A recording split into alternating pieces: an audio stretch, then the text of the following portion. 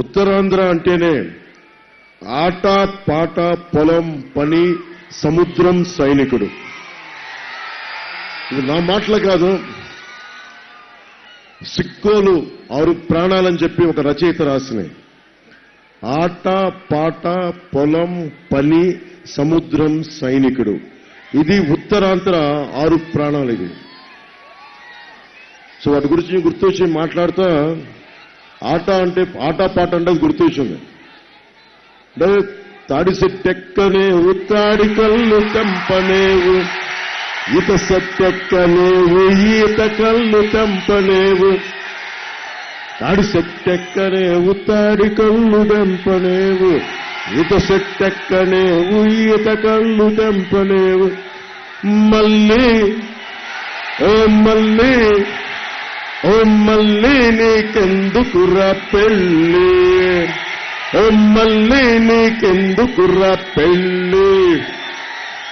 ఏ పాట నేను మిమ్మల్ని సినిమాల్లో పాడానని చెప్పడానికి చెప్పట్లా, మళ్ళీ ఓటు అడగడానికి జగన్ వస్తున్నాడు. అందుకని మళ్ళీ ఆయనేమో నువ్వు తాడి చెట్టు ఎక్కలేవు ఈత చెట్టు ఎక్కలేవు అన్నావు, నువ్వు సిపిఎస్ రద్దు చేయలా, ఫీజు రీఎంబర్స్మెంట్లు చేయాలా, డిఎస్సి నోటిఫికేషన్ ఇవ్వాలా, మహిళలకి ప్రాణరక్షణ కల్పించాలా, అడ్డగోలుగా సముద్రం మొత్తం మత్స్యకారులకి నిలబడలా, ఇక్కడ కూర్చోబెట్టి అడ్డగోలుగా వేలాది ఎకరాలు దోచేశాం, భూముల్ని రక్షించలా. మనం మళ్ళీలాగా మళ్ళీ మన జగ్గుబాయికి ఎందుకే నీకు ఎన్నికలు, ఎందుకే ఓటులు. సో మనం మళ్ళీకి చెప్పండి, వైసీపీ మళ్ళీకి నీకెందుకే పెళ్లి మళ్ళీ వాళ్ళు చాలేరు. నేను నాకేం సరదా కాదు పాలిటిక్స్, నాకు పాలిటిక్స్ బాధ్యత. దేనికి బాధ్యత? నాయకుడు అనేవాడు ఒక ఎన్నికల కోసం వస్తే మనకు అవసరం లేదు, ఒక తరం కోసం ఆలోచించగలిగితేనే అది నాయకుడు. ఒక మిలిటరీ వ్యక్తి కావాలి అంటేనేమో ఎంట్రన్స్ ఎగ్జామ్స్ రాయాలి, పోలీస్ అవ్వాలంటే ఎంట్రన్స్ ఎగ్జామ్స్ రాయాలి, డిఎస్సి నోటిఫికేషన్ రాయాలంటే ఎంట్రన్స్ ఎగ్జామ్స్ రాయాలి. ఏది చదవాలన్నా ప్రతి ఒక్కరికి పరీక్షలు పెడతారు, ప్రతి ఒక్కరికి పరీక్షలు. కానీ వైవి సుబ్బారెడ్డి గారికి పరీక్షలు అవసరం లేదు, వైఎస్ జగన్ గారికి పరీక్షలు అవసరం లేదు. అంటే నువ్వేం చేస్తావు మీరు ఆలోచించాలి. అది వాళ్ళ తప్పు కాదు. అది ముఖ్యంగా యువత, ఆడపడుచులు, మహిళలు, పెద్దలు మీరు ఆలోచించాలి. నేను అవగాహన చేసుకుని వచ్చాను పాలిటిక్స్కి, సరదాగా రాలా. పబ్లిక్ పాలసీ చదివా, నిలబడగలను, కొట్లాడగలను, అవసరమైతే చొక్కా మడిచి రౌడీలతోటి కొట్లాడగలను. దేనికి చేస్తాను? ఇందాక ఏదో పుస్తకం చదువుతా ఉంటే వంగపండు గారి మాటలు గుర్తొచ్చినాయి. ఆ మాటల్లో ఈ రచయిత అడిగారండి, ఎందుకు నువ్వు మనకి ఏం పిల్లడో ఎల్దమొస్తవా శ్రీకాకుళం సిట్టడివిలోనికని ఆ వంగపండు గారిని అడిగారండి రచయిత.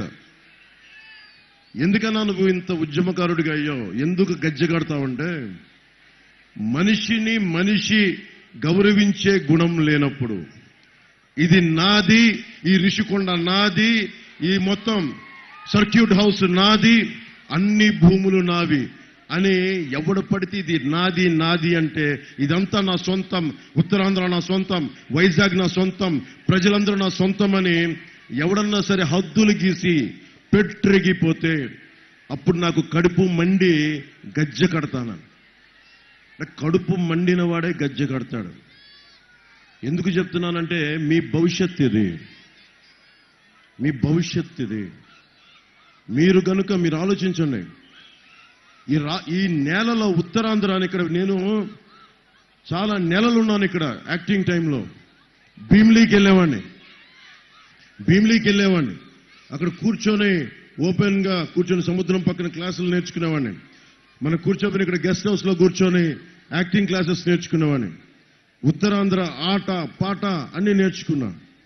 నాకు ఏం నేర్పించిందంటే మొట్టమొదటి రాజకీయ అవగాహన వైజాగ్లో యాక్టింగ్ నేర్చుకుంటా ఉంటే జనం తాలూకు కడుపు వేదన, కడుపు మంట తెలియదు. అర్థమైంది. కడుపు మండినోడికి నేను ఎందుకు వచ్చాను పాలిటిక్స్ కంటే, అన్యాయం జరుగుతున్నప్పుడు మీరు మౌనంగా చూస్తూ నిలబడుతున్నారు. 30,000 మంది ఆడపిల్లలు అదృశ్యమైపోయారు ఈ నేల నుంచి పైగా. నాకు ఈరోజు ఇక్కడ ముందు ఆడపిల్లలు ఉంటే భయం ఉంటుంది, వాళ్ళకి ఏదైనా జరుగుద్దా అని. అలాంటిది ఒక ముఖ్యమంత్రి రాష్ట్రంలో ఇన్ని వేల మంది ఆడపిల్లలు అదృశ్యం అయిపోతే కూర్చోబెట్టి సొంత చెల్లి జీవితాన్ని కూడా బయటికి లాగే ఒక దిగజారుడు స్థాయి వ్యక్తి. సొంత చెల్లికే గౌరవం ఇవ్వని వాడు ఇక్కడున్న ఆడబిడ్డలకి గౌరవం ఇస్తాడా? ఇక్కడున్న ఆడబిడ్డలకు గౌరవం ఇస్తాడా అమ్మా? మీరు ఆలోచించండి. వాళ్ళ సొంత ఎంపీనే, భార్యని పిల్లల్ని కిడ్నాప్ చేస్తే సొంత ఎంపీ రక్షించుకోలేకపోయాడు. సొంత ఎంపీ. నీ కుటుంబాన్ని రక్షించుకోలేని వాళ్ళు మన జీవితాలకు ఎలా భద్రత ఇస్తారు? మనం ఎందుకు భయపడాలి? రాజకీయ నాయకులకు ప్రవేశ పరీక్షలు ఉండవు. మీ నమ్మకం మీద ఓటేస్తారు. మీ నమ్మకం మీద. నేను అందుకనే నేను పరీక్ష పెట్టుకున్నా. 2009లో వంశీ అప్పటి రాజకీయ ప్రస్థానంలో ఉన్నప్పుడు నేను ఎందుకు పోటీ చేయలేదంటే నాకు హక్కు లేదు అనుకున్నాను. ఒక విద్యార్థి ఒక ఎగ్జామ్ రాయాలి అంటే డిగ్రీ చదవాలి. కరెక్టే, నేను నటుడినే, 10 మంది మెచ్చారు. అది సరిపోదు రాజకీయాలకి. నువ్వు పబ్లిక్ పాలసీ అవగాహన చేసుకోవాలి. ఆకలితో మట్టమట్లాడే కడుపాకలు ఉన్న పేదవాడి గుండె అర్థం కావాలి నీకు. ఒక ఆడబిడ్డను కోల్పోయిన తండ్రి వేదన తెలియాలి. మగ్గం నేసి వెన్నెముక విరిగిపోయిన చేనేత కార్మికుడు బాధ తెలియాలి. సముద్రం సంపద అని చెప్పి లోతుల్లోకి, సముద్రంలో తీర ప్రాంతాల్లోకి లోపలికి వెళ్ళి మత్స్యకారుడి కష్టం తెలియాలి. ఒక విద్యార్థి తాలూకు కష్టం తెలియాలి. ఒక పోలీస్ కానిస్టేబుల్ ఆ కాకి చొక్కా తడిచిపోయి ఉప్పు చారలు పట్టుకుంటే దాని తాలూకు స్వేదం తాలూకు కష్టం తెలియాలి. కండలు కరిగించి ఒక కార్మికుడి కష్టం తెలియాలి. ఓటమి తెలియాలి. రాజకీయ నాయకుడికి ఓటమి తెలియాలి. ముందస్తుగా ఏంటి ఓటమి తెలియాలి. నువ్వు వెళ్ళాలి. అందుకు దశాబ్దం నేను విధించుకున్న నాకు ట్రైనింగ్ గ్రౌండ్. ఓడిపోతే నేనేం బాధపడలా. గాజువాకలో ఓడిపోతే అస్సలు బాధ లేదు నాకు. ఎందుకు బాధ లేదంటే నేను ఇంకా నేర్చుకోవాలి అనుకున్నా. డబ్బులతో ముడిపడిన రాజకీయం అది కూడా నేను అనుకోవట్లా. సరిగ్గా కనుక ఒక సరైన నాయకుడు వచ్చి మీ గుండెలకు కనుక మంట అంటించాడా, మీ గుండెల్లో అగ్ని జ్వాలలు అంటించాడా, ఏ డబ్బు పనిచేయదు, ఏ ప్రలోభాలు పనిచేయవు, ఏ బిర్యానీలు పనిచేయవు, ఏ సర్కార్ సారా కూడా పనిచేయదు. కానీ గుండెలను అంటించగలగ శక్తి ఉండాలంటే ఆ వ్యక్తికి లోపల అంత బలమైన బగ మండే జ్యోతి ఉండాలి లోపల. అది ఒక రోజులో రాదు. నిలబడాలి, నలగాలి.